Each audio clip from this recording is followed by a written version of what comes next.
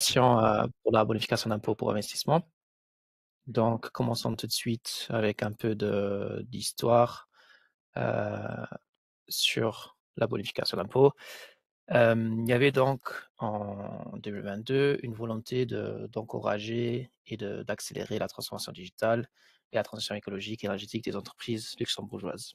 Et donc, à partir du Solidarity Pact 2.0, le gouvernement a décidé donc de faire une réforme de la bonification d'impôt pour investissement et c'était donc le but de renforcer la compétitivité des entreprises ici au Luxembourg, et donc de stimuler davantage l'innovation, le développement des connaissances et des compétences. Et donc, qu'est-ce qui a changé avec cette modernisation? On avait donc d'un côté le taux global de la bonification d'impôt qui a changé de 8 à 12. C'est celui-là qui est encore toujours applicable pour le CAPEX du côté de l'administration des contributions directes. Et par la suite, il y a eu un ajout, donc pour des projets de transformation digitale et des projets de transition écologique et énergétique, il y a eu une introduction d'un taux de 18 pour les investissements et, ce qui est nouveau ici, aussi pour les dépenses d'exploitation.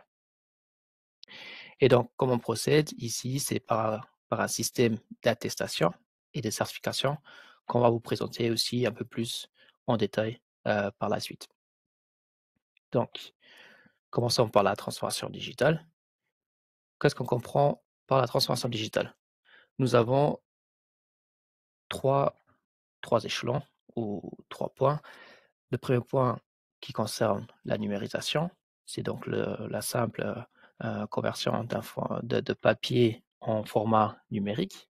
Par la suite, on a la digitalisation, qui est donc d'optimiser les activités existantes au sein de l'entreprise. Et le troisième point, qui est la transformation digitale, c'est qu'on vise avec cette réforme, c'est donc de modifier en profondeur le modèle opérationnel et organisationnel de l'entreprise. C'est donc vraiment un changement de paradigme de comment l'entreprise fonctionne en ce moment. Ici, on a aussi quelques exemples. Donc, comme j'avais dit, donc pour la numérisation, ce serait par exemple de convertir un catalogue produit ou service sur un site Internet.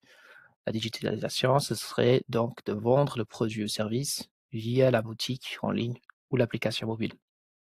Et par la suite, donc la transformation digitale, ce qu'on cherche avec ces projets, ce serait par exemple d'utiliser de l'IA et de l'apprentissage automatique pour optimiser la gestion des risques et la détection des fraudes. Ici, pour certaines entreprises, c'est clair que peut-être l'IA, ça va être un peu plus poussé ou un peu plus grand changement. Donc, c'est aussi un peu subjectif par rapport à l'entreprise. Il y a d'autres entreprises qui sont moins digitales, donc qui auront un plus grand impact avec un plus petit changement que des grandes entreprises qui vont faire un petit changement ou un plus grand changement. Donc, en ce moment, ce qu'on a beaucoup, par exemple, c'est l'implémentation d'un ERP qui va changer en général l'organisation, le fonctionnement de l'entreprise. Par la Juste un suite, moment. Je pense qu'on ne voit pas les slides. En fait, on voit toujours le premier. je suis en train de les changer. De... D'accord, parce que voilà, j'ai demandé à David, on ne voit pas les slides de notre côté. Peut-être que tu peux Attendez, repartager? attendez. Alors, je vais repartager. Alors, stop sharing, share, window. Alors, je vais essayer.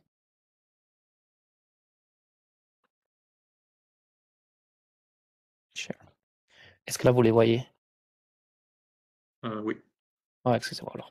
oui. Alors je commence, donc il y avait donc le Solidarity Pact 2.0, pour encourager donc, la transformation digitale et la transition écologique énergétique au sein des entreprises. Et donc par la suite, ce que j'avais abordé, c'était donc le changement du taux global de la bonification d'impôt de 8 à 12 et l'introduction d'un taux de 18 pour les projets de transformation digitale et les projets de transition écologique et énergétique. Et ici, donc, ce qui était nouveau, c'était donc qu'il y a les investissements qui sont éligibles, mais aussi les dépenses d'exploitation. Et donc aussi par la suite, qu'on procède avec un système d'attestation et de certification, que je vais aussi un peu détailler par la suite dans les prochains slides. Et donc, pour la transformation digitale, C'était aussi où j'avais donc les 3 échelons. Il y a d'un côté la numérisation, on part du principe de convertir du matériel papier en format numérique. Le deuxième échelon qui était la digitalisation, d'optimiser donc tes activités existantes. Et donc le troisième point, ce qu'on vise avec cette modification, c'était la transformation digitale. C'était de modifier en profondeur le modèle opérationnel et organisationnel. Et ici, sur ce slide, les exemples que j'avais un peu énoncés. Donc le premier, donc le catalogue de produits en service ou services sur site internet. La digitalisation, donc de vendre un produit ou un service via une boutique en ligne ou l'application mobile. Et donc le dernier, ce qu'on visait, c'était l'utilisation de l'AI et l'apprentissage automatique pour optimiser la gestion des risques et la détection des fraudes. Et donc, comme j'avais énoncé, ça dépend aussi un peu du niveau de digitalisation au sein de l'entreprise.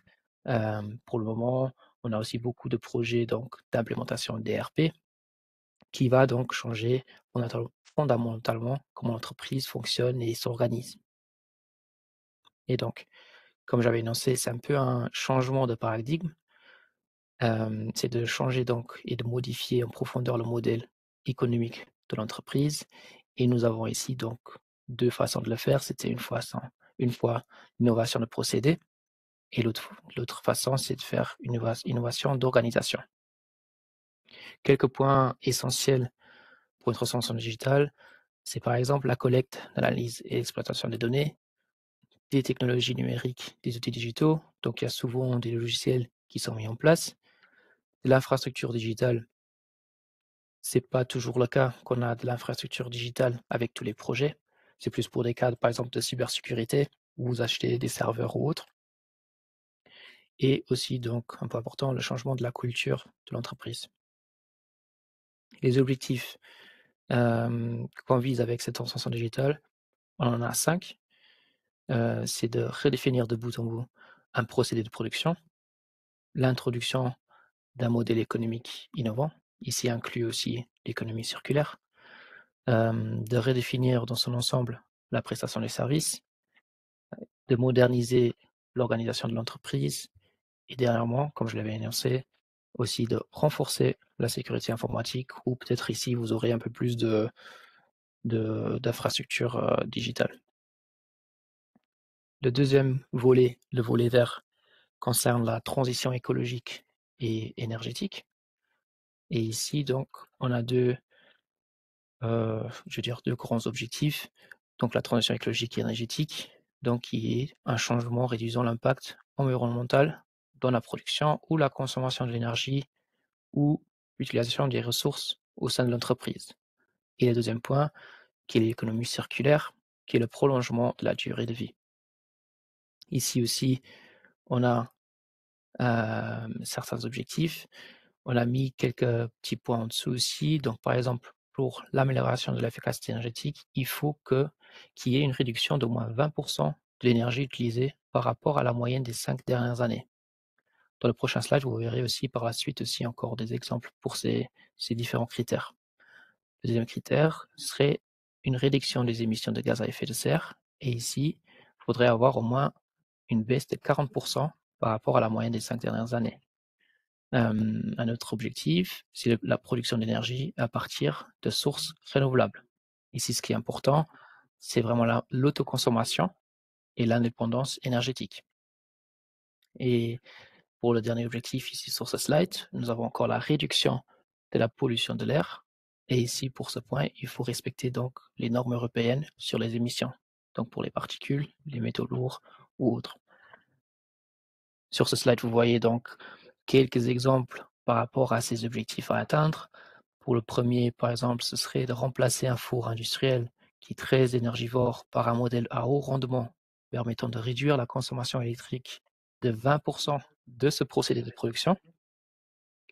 Pour le deuxième, la décarbonisation, à nouveau par rapport au procédé de production, vous pouvez avoir le remplacement d'une chaudière qui fonctionne au gaz naturel par une pompe à chaleur alimentée en électricité d'origine renouvelable. Le troisième point ici, ce serait par exemple d'installer des panneaux photovoltaïques sur le toit d'un atelier pour couvrir une partie des besoins électriques de l'entreprise. Ce qui est important toujours sur ce dernier point, c'est l'autoconsommation. Pour les 3 autres objectifs que nous avons au sein de ce volet digital, pour la réduction de la pollution de l'air, vous pouvez par exemple mettre en place un système de filtration des fumées sur une ligne de production afin de réduire les émissions de particules fines. En ce qui concerne l'efficacité matière, d'un procédé de production, nous avons ajouté 2 exemples. Donc ce serait par exemple d'installer un système de traitement des eaux usées ou des eaux issues du procédé sur site et mettre en place des boucles de réutilisation internes afin de réduire la consommation et la facture d'eau.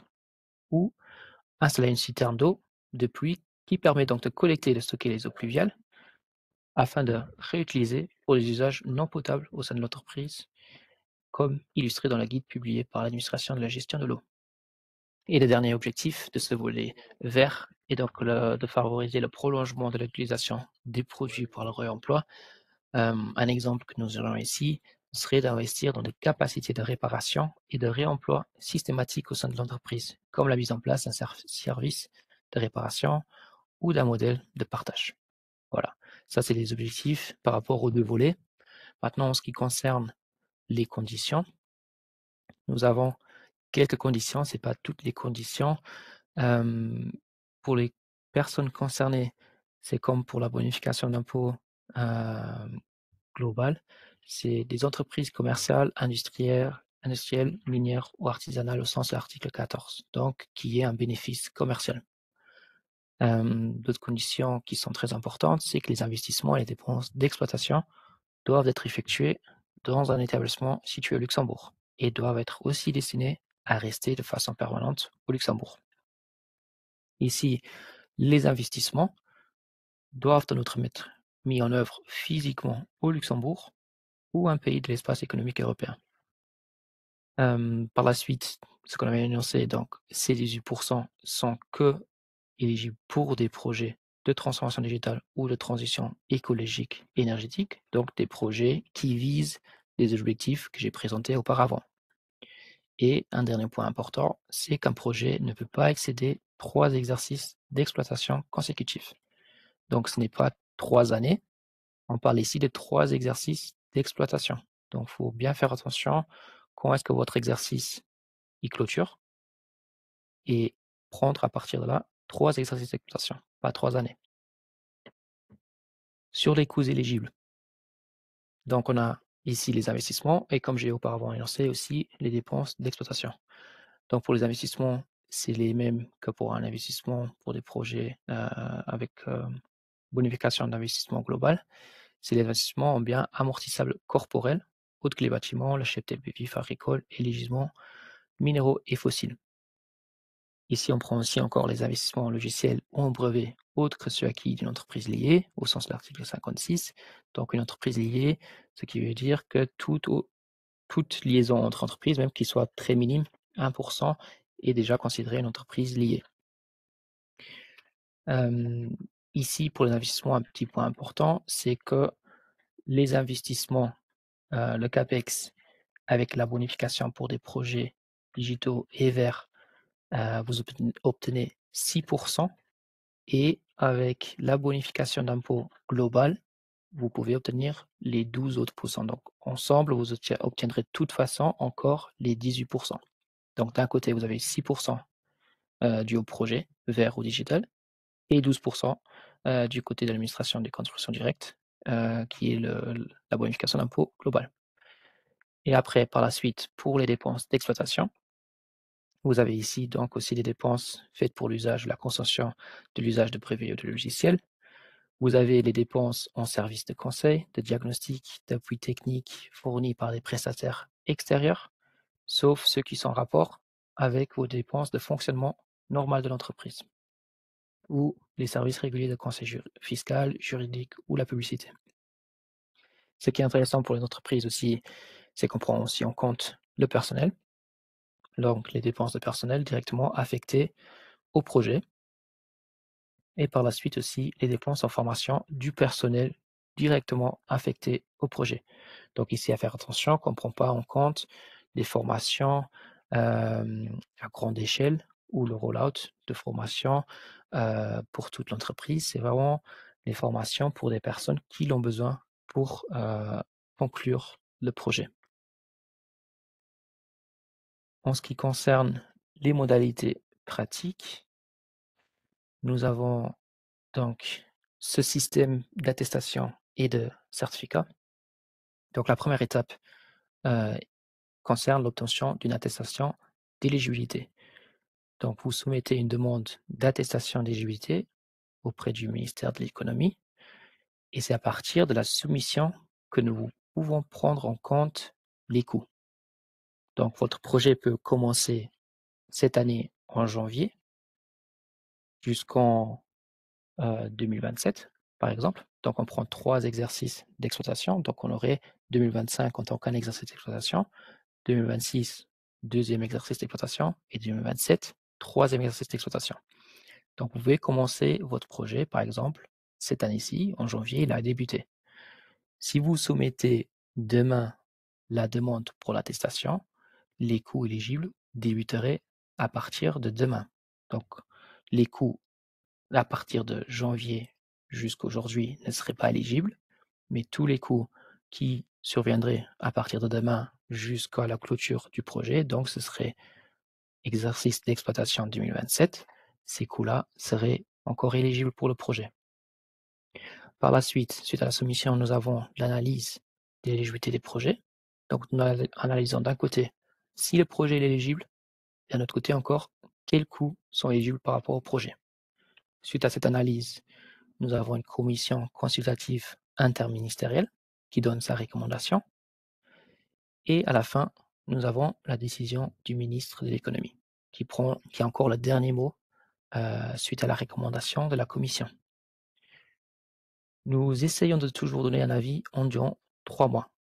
Dès qu'on a un dossier qui est complet, nous essayons de clôturer l'analyse et de vous donner la réponse par rapport au projet environ 3 mois. Voilà. Ça, c'est la première étape. La deuxième étape est la délivrance d'un certificat. Donc, le certificat, vous soumettez une demande annuelle pour le certificat auprès du ministère de l'économie qui se fait en N plus 2 mois. Qu'est-ce que cela veut dire? Si vous soumettez demain donc un projet, votre exercice d'exploitation se clôturant en fin décembre, vous aurez donc encore novembre et décembre en tant que coût éligible pour le projet, par exemple.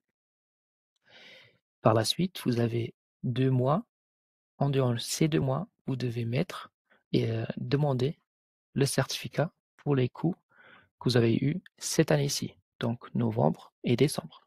Donc, par la suite, vous avez jusqu'en fin février pour nous soumettre cette demande de certificat. Nous vérifions donc que vous avez bien eu des investissements et des dépenses effectuées cette année-ci. Donc, ce serait par exemple en novembre et décembre. Et par la suite, nous délivrons donc un certificat en dehors 9 mois suite à la clôture de l'exercice d'exploitation qui va attester que vous avez réellement des investissements et des dépenses effectuées. Et ce certificat ne sera plus qu'à joindre avec votre demande de bonification lors de la déclaration d'impôt à l'ACD. Voilà. Donc pour l'étape 1, on vous montre aussi un peu où se trouvent les informations et comment y procéder. Vous pouvez aller sur guichet.lu. Vous avez une page pour les 2 volets. Bonification d'impôt pour investissement dans un projet digital et vert. Il y a toutes les modalités, les conditions et vous avez aussi tout en bas de la page les formulaires à remplir. Il y a un formulaire Word et un Excel qui est là donc la synthèse financière où nous verrons donc les coûts du projet. La demande est à nous soumettre via ma guichet. Vous trouverez aussi le lien en bas de la page. Et à partir de là, nous pouvons prendre en considération les coûts du projet. L'étape 2, donc pour le certificat, aussi ici, nous avons une page appropriée pour la bonification d'impôt qui s'appelle donc le certificat pour la bonification d'impôt. Et ici, on va demander aussi certains documents tels que l'extrait du livre journal. C'est pour ça qu'on attend qu'un exercice d'exploitation se clôture et que par la suite, vous avez 2 mois suite à l'exercice pour nous soumettre ces documents et la demande. Et donc c'est un extrait du livre journal et aussi des pièces justificatives à joindre. Pour du CAPEX, par exemple, ça va être une facture. Pour l'OPEX, comme pour les dépenses de personnel, ça va être par exemple les timesheets de la personne qui a consacré du temps sur le projet. On demandera aussi, par exemple, pour le personnel, les fiches de salaire pour qu'on puisse vérifier qu'il y avait réellement un coût sur cette personne pour le temps qu'il a réalisé sur le projet. Et on aura aussi un tableau récapitulatif des coûts où vous pourrez donc joindre tous les coûts que vous aviez en année X, donc en 2025, en tant qu'investissement et dépenses d'exploitation.